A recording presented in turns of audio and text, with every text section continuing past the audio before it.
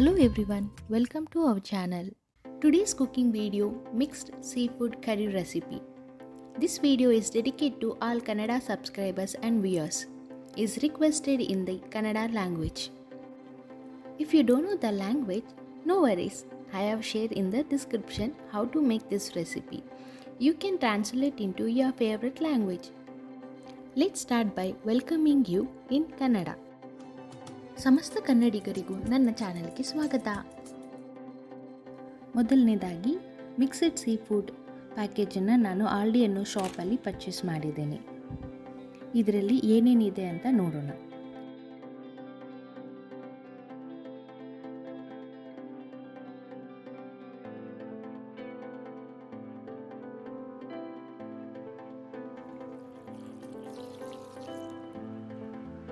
ಇದನ್ನು ನಾನು ನೀರು, ಉಪ್ಪು, ಅರಿಶಿನ ಹಾಕಿ ಸ್ವಲ್ಪ ನಿಮಿಷಗಳವರೆಗೂ ಊರಕ್ಕೆ ಬಿಡ್ತೀನಿ. ಆವಾಗ ಅದರಲ್ಲಿರುವಂಥ ಹಸೆ ವಾಸನೆಯನ್ನು ನಾವು ಅವಾಯ್ಡ್ ಮಾಡ್ಬೋದು.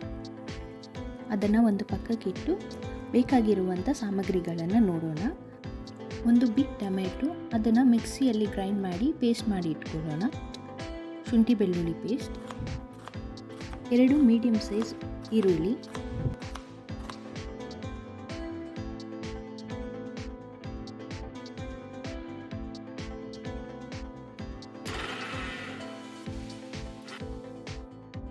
ತೆಂಗಿನಕಾಯಿ, ಹಾಲು. ಈಗ ಅಡಿಗೆ ಶುರು ಮಾಡೋಣ. ಒಂದು ಪಾತ್ರೆ ತಗೊಂಡಿದ್ದೀನಿ. ಈ ಪಾತ್ರೆ ಬಿಸಿ ಆಗೋವರೆಗೂ ವೆಯ್ಟ್ ಮಾಡಿ ಆಮೇಲೆ ಅದಕ್ಕೆ 3 ಟೇಬಲ್ ಸ್ಪೂನ್ ಅಡಿಗೆ ಎಣ್ಣೆನ ಹಾಕ್ತಾ ಇದ್ದೀನಿ. ಎಣ್ಣೆ ಬಿಸಿ ಆದಂಗೆ ಅದಕ್ಕೆ ಹಚ್ಚಿಟ್ಟಿರುವಂಥ ಈರುಳ್ಳಿನ ಸೇರಿಸ್ತಾ ಇದ್ದೀನಿ. ಅದರ ಬಣ್ಣ ಚೇಂಜ್ ಆಗೋವರೆಗೂ ಅದನ್ನು ಬೇಯೋಕ್ಕೆ ಬಿಡೋಣ.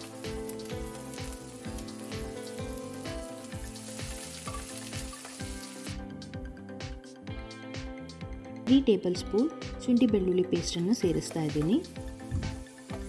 ಹಸಿ ಸ್ಮೆಲ್ ಹೋಗೋವರೆಗೂ ಅದನ್ನು ಸ್ವಲ್ಪ ಹೊತ್ತು ಬೇಯಿಸೋಣ.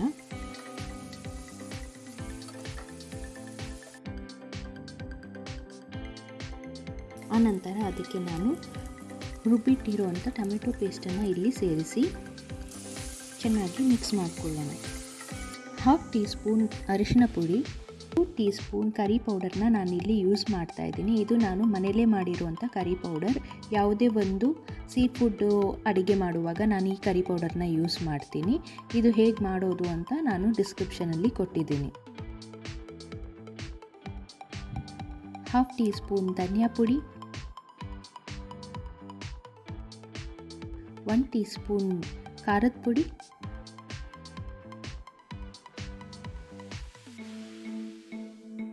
1/2 ಟೀ ಸ್ಪೂನ್ ಜೀರಿಗೆ ಪುಡಿ.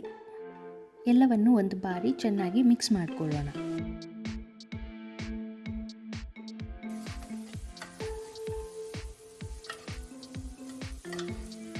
ಅನಂತರ ಸೀ ಫುಡ್ ಮಿಕ್ಸನ್ನ 1 ರಿಂದ 2 ಬಾರಿ ಚೆನ್ನಾಗಿ ನೀರಲ್ಲಿ ವಾಶ್ ಮಾಡಿ ಅದನ್ನು ಇದಕ್ಕೆ ಸೇರಿಸ್ತಾ ಇದ್ದೀನಿ.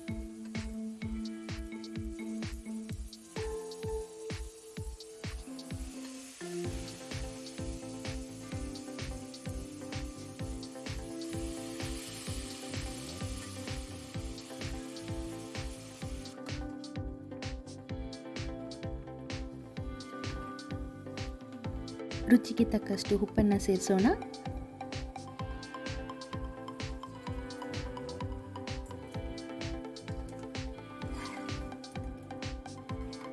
ಅದಾದಮೇಲೆ ಸಾರಿಗೆ ಬೇಕಾದಷ್ಟು ನೀರನ್ನು ಸೇರಿಸೋಣ.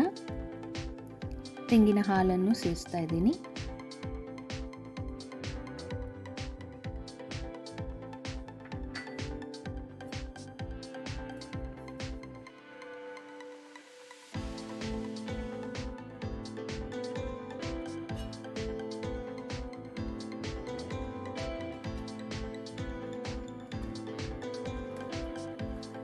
ಆಮೇಲೆ ಎಲ್ಲನೂ ಮಿಕ್ಸ್ ಮಾಡಿ ಸ್ವಲ್ಪ ಹೊತ್ತಿಗೆ ಅದನ್ನು ಬೇಯೋದಕ್ಕೆ ಬಿಡೋಣ.